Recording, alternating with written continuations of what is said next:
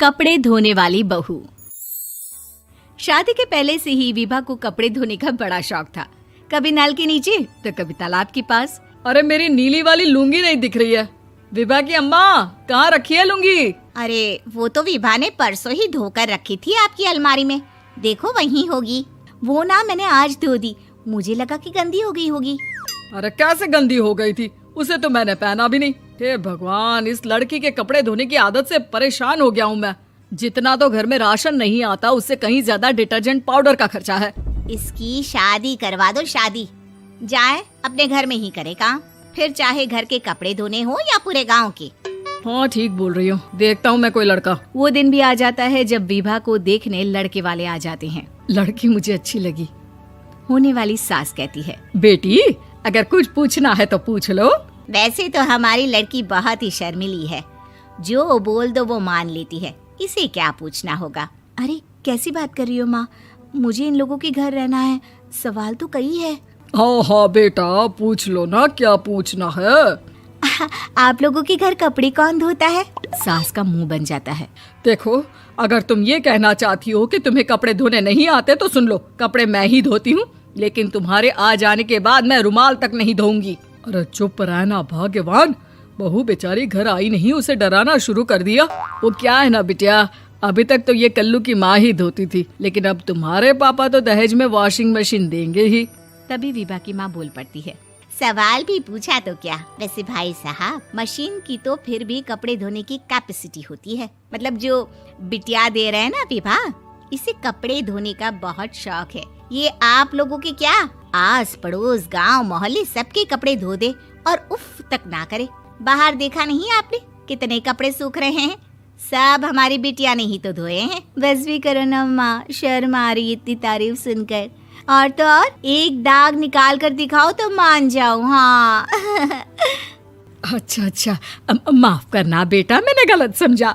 हमें तो रिश्ता बहुत पसंद है। और ऐसे जुड़ जाता है रिश्ता कपड़े धोने का शौक रखने वाली विभा का। उसकी शादी हो जाती है कोयला फैक्ट्री में काम करने वाले कल्लू के साथ। शादी के बाद अचानक विभा चिल्लाती हुई सास के पास आती है। सासू माँ, अरे सासू माँ कहाँ है आप? ये तो धोखा है, धोखा दिया आप लोगों ने मुझे। इसे ससुर के चक्कर के बारे में पता चल गया। अरे तो उसमें तुझे क्यों धोखा मिला है? अरे नल में पानी नहीं आता, कपड़े कैसे कब धुलेंगे? अच्छा, तू पानी नहीं आ रहा उसकी बात कर रही है। तो आपने क्या सोचा? कुछ नहीं। अच्छा, तेरी माँ ने कहा था कि कपड़े धोने का शौक है तुझे, याद आया मुझे।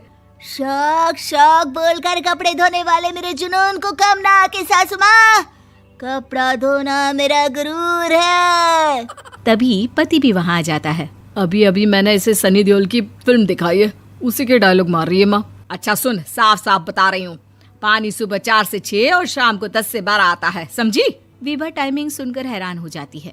ये क्या भूतों का मोहल्ला है?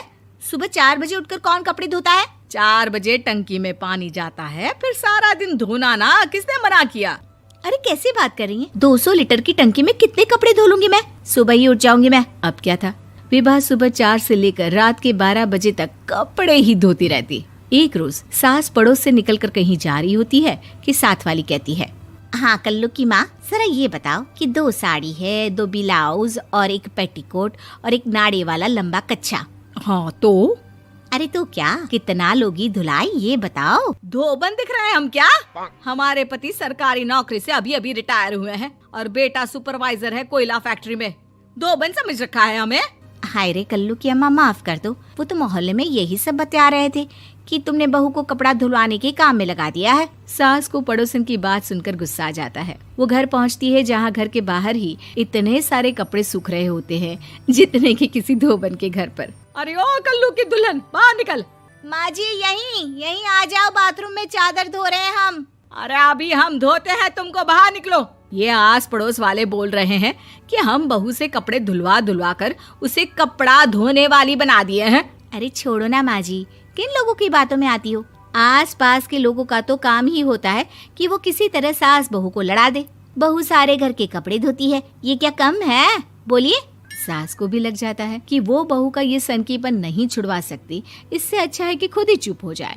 एक रोज सास और बहू मंदिर जाते हैं, जहाँ सास की साड़ी वहाँ खड़ी भीख मांगने वाली से मिलती है। माँ जी क्या बात है, आपकी साड़ी उस भिखारन से कितनी मिल रही है ना? हाँ हाँ देखो तो, दोनों की साड़ी मिल रही है। क्या बात है कल्लू की अम्मा, तुम खुद को तो अफसर की बीवी बताती हो और ऐसी सिंपल सी प्लेन साड़ी पहनकर घूमती हो। सिंपल और प्लेन नहीं है ये साड़ी। तो क्या सोने के धागे से फूल बने हैं? कुछ भी सासू माँ, कुछ भी। हाँ बने थे इस साड़ी में सोने के धागे से फूल। मेरे पति लेकर आए थे मद्रास से स्पेशली मेरे लिए 10,000 की। है भाई साहब इस भिखारन के लिए भी सेम टू सेम साड़ी लेकर आए होंगे 10,000 की। सास उस वक्त तो कुछ नहीं कहती, लेकिन बहू के साथ घर आती है और अलमारी से एल्बम निकाल कर लाती है। ये साड़ी देख रही है, ये वही साड़ी है जिसे मैंने अभी पहना था। इस साड़ी में ये जो चमकदार फूल दिख रहे हैं ना, ये सोने के धागों से काढ़े गए हैं। लेकिन तू लोकल वॉशिंग मशीन ब्रश से घिस घिस कर सारे फूलों को निकाल कर साड़ी प्लेन कर दी।